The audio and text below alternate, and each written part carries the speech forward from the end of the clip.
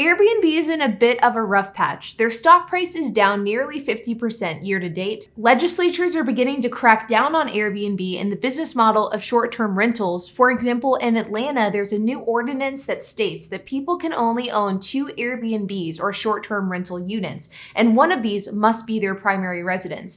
In addition, they also have to pay $150 for an annual permit, as well as an 8% rental tax. And to make matters worse, Airbnb guests seem, well, a bit disenchanted as a whole. You see, Airbnb was once a really cool alternative to a hotel. It was a way for people to travel, feel like a local, and get a really cost-effective way to stay whenever they're out of town. But the problem is, over the years, Airbnb has grown incredibly quickly, and throughout this growth, they haven't really been able to address some of the major growing pains that the company has. Rogue hosts are charging insane fees, and some hosts are outlining weird demands that guests must follow, including curfews, cleaning guidelines, as well as odd policies as a whole. At this point, many Airbnbs far exceed the daily rate of a hotel without any of the same amenities. And some Airbnbs simply are not accurate compared to their listing, leaving the guest with an underwhelming experience. All of these things and more have caused some pretty severe issues with Airbnb, and I do think that this could spell trouble for Airbnb hosts around the entire world. But then this of course begs the question of, is this foreshadowing the future fate of Turo? Because as we all know, Turo is the Airbnb for cars. And so in this video, we're going to be diving into that question, and I'm going to be addressing whether or not what is currently going on with Airbnb is a cause for concern for Turo hosts as well. So let's get started.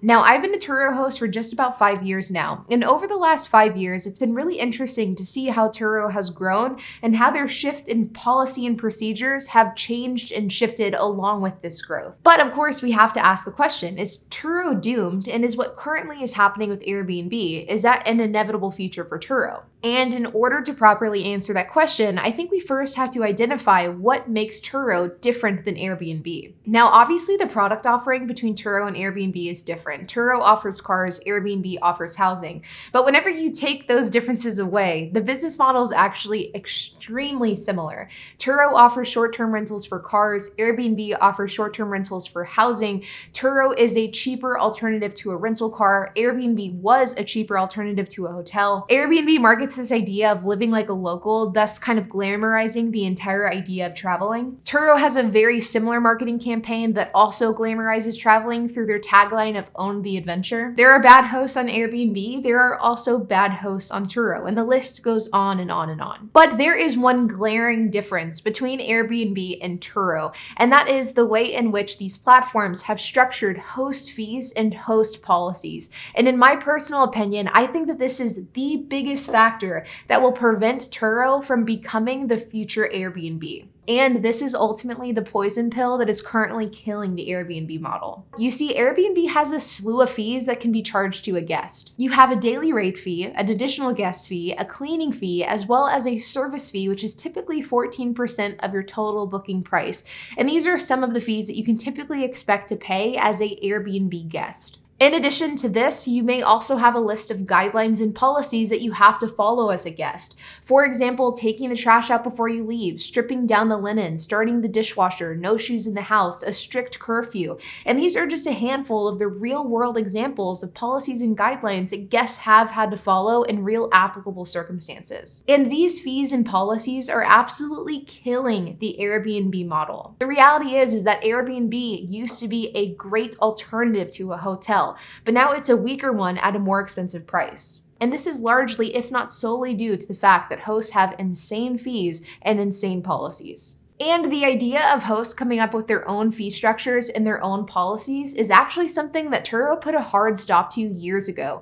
And whenever they did this, hosts were, well, very angry. You see, whenever I first started out with Turo, you could charge a fee for virtually anything, and the fee structure was absolutely mind-boggling. You could charge a $250 cleaning fee, $250 pet fee, $200 late fee, $3 per mile that you drive over the allowed mileage with no cap or limit whatsoever. And additionally, you could also earn 100% of the trip booking price if a trip was canceled. And these are just a handful of examples. There were a variety of different ways to make money on Turo outside of your daily trip price. And over the years, Turo has put a stop to this. Turo has over the years virtually taken away cleaning fees. They limit the amount that you can charge for overage miles. They put a cap on it, as well as limit how much you can charge based off of the type of car you rent. The late fee is based off of how late the guest is, as well as the daily trip price of your car. And there are flexible cancellations, which means more often than not, you probably won't earn anything whenever a guest cancels, unless it's last minute. These changes started to occur over the last 3 to 4 years, and the host response to these changes was overwhelmingly negative.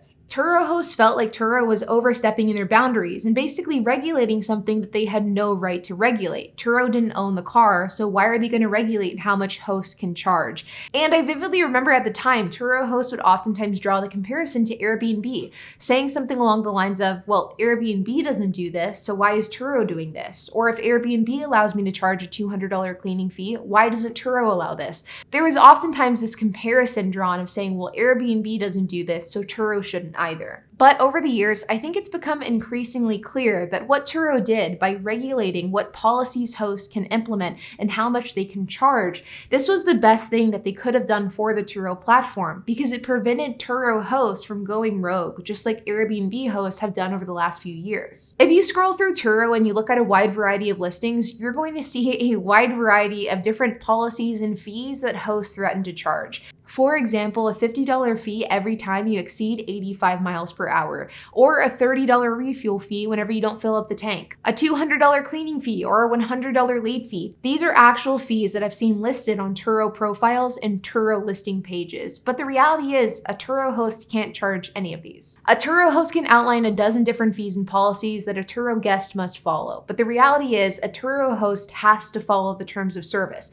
and they have absolutely no authority to charge anything that is outside of that terms of service. The unfortunate thing about the Airbnb platform is that at its core, it is a great product and a great service. But I do also think that Airbnb is a cautionary tale to the fact that one bad host can ruin it for every other host, which is certainly what's currently going on with the Airbnb platform. You only need one Airbnb host or one Turo host to create a horrible guest experience, and that horrible guest experience will ensure that that guest will never ever return to that respective platform. The saving grace though is that Turo really recognized this earlier than Airbnb did, and as a result, Turo could implement the policy in order to regulate what a host could and could not do.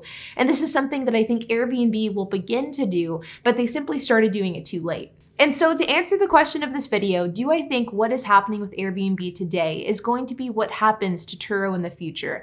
And I think the answer is no. The reality is Turo has done a lot to try to regulate what a host can and cannot do. And as much as some hosts don't like this, I think it is necessary for the longevity of the platform. And the fact that Turo regulates what a Turo host can and cannot charge and can and cannot demand from a guest, that is ultimately what is going to secure Turo's spot in the peer-to-peer car sharing space long term. But like always, you guys, I hope that you enjoyed this video. If you have any questions, comments, if you have anything to add, make sure to leave a comment down below. And while you guys are at it, make sure to hit the like button, hit that subscribe button, and hit the notification bell. And I will see you guys in the next video.